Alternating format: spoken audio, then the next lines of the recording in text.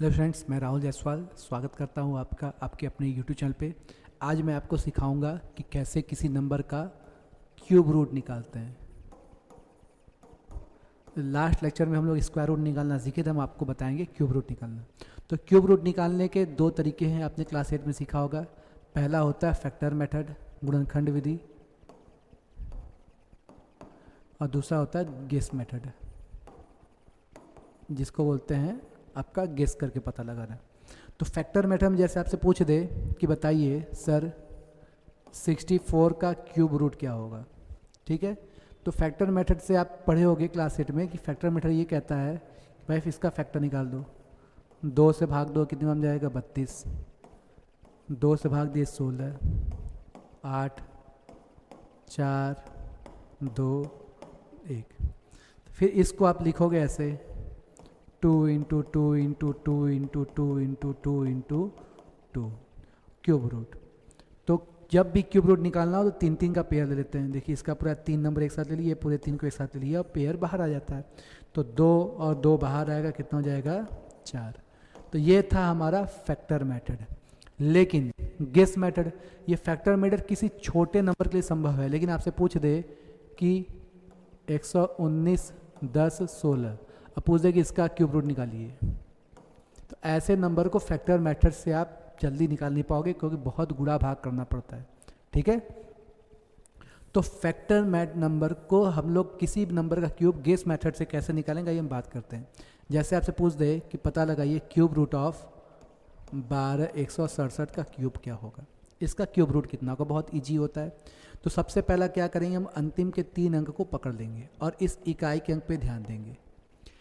इस इकाई के अंक पे ध्यान देंगे, हम ये बात पता लगाएंगे कि 1 से लेके 10 तक, ध्यान से सुनिएगा, 1 से लेके 10 तक ऐसा कौन सा नंबर है जिसका क्यूब करने पर 3 नहीं, यहाँ पर 7 है। 1 से लेके 10 तक, 1 से लेके 10 तक ऐसा कौन सा नंबर है जिसका क्यूब करने पर इकाई का अंक 7 है, ठीक है। 1 से लेके 10 तक ऐसा कौन सा नंबर है जिसका क्यूब करने पर इकाई का अंक 7 आए, तो आप कहोगे सर 3 का क्यूब 27 होता है। तो 1 से लेकर 10 तक में 3 एक ऐसा नंबर है जिसका क्यूब करने पे इकाई का अंक 7 आए। और अब आप इसके बाद जो संख्या बच गया, ये संख्या देखो बच गया 12। अब आप पता लगाओ कि 12 जो है किस संख्या के क्यूब के करीब है। फिर से ये जो 12 है किस संख्या के क्यूब के करीब है, कहोगे सर 1 का क्यूब होता है, 2 का क्यूब 8 होता है, 3 का क्यूब 27 होता है। तो कहोगे सर 2 का क्यूब 8 और 3 का क्यूब 27, 27 ज़्यादा हो गया।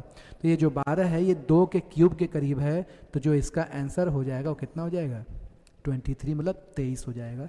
इसका आंसर कितना हो गया, ये 23 का क्यूब है। देखो कितना ईजी है। जैसे अगर कोई आपसे पूछ दे कि सर बताइए 40 96 का क्यूब क्या होगा, तो एकदम ईजी है।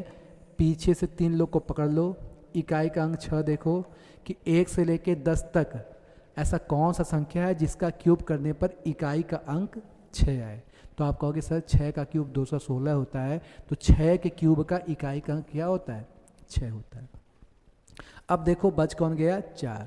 अब इस 4 के बारे में आपको विचार करना है कि ऐसा कौन सा संख्या है जिसका क्यूब करने पर वो संख्या 4 के करीब आ जाए।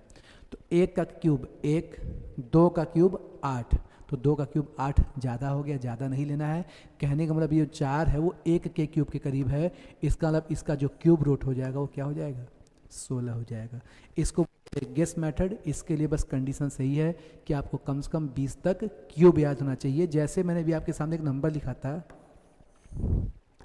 119, 10, 16, हमें इस नंबर का क्यूब रूट निकालना है। कॉम्पिटिटिव एग्जाम में बड़े बड़े नंबर आ जाते हैं, तो आइए बनाते हैं। हम देखें कि 119, 10, 16 में अंतिम का 3 अंक हमने पकड़ लिया, इकाई का अंक 6, 1 से लेकर 10 तक के बीच में ऐसा कौन सा अंक होता है जिसका क्यूब करने पर इकाई का अंक 6 है, तो देखा आपने देखा 6, तो 6 का क्यूब करने पर इकाई का अंक क्या आएगा 6 आएगा। उसके बाद आप देखो कि ये 4 नंबर बच गया, लगभग 1191 है, 1200 है समथिंग।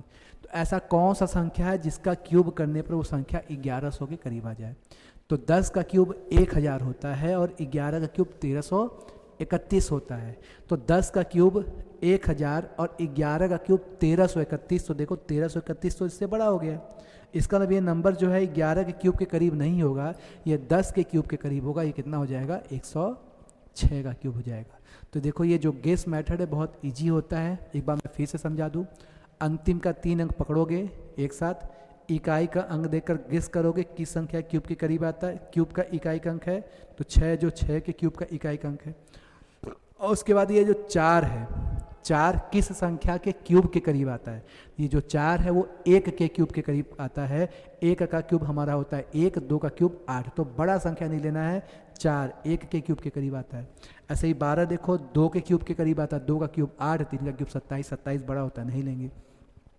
ऐसे देखो 1191, 10 का क्यूब 1000 होता है और 11 का क्यूब 1300 समथिंग होता है। तो 1300 तो बड़ा हो गया, हम 10 का क्यूब ले लेंगे। तो ये जो 4 एग्जांपल्स मैंने आपके सामने प्रेजेंट की हैं, इसको देख के आप जज कर सकते हो कि किसके क्यूब के करीब आता है। अगर मैं आपकी बात कर दूं कि 68, 59 ये किसके क्यूब के करीब आएगा, तो आप कहोगे सर अंतिम का 3 अंक पकड़ लीजिए।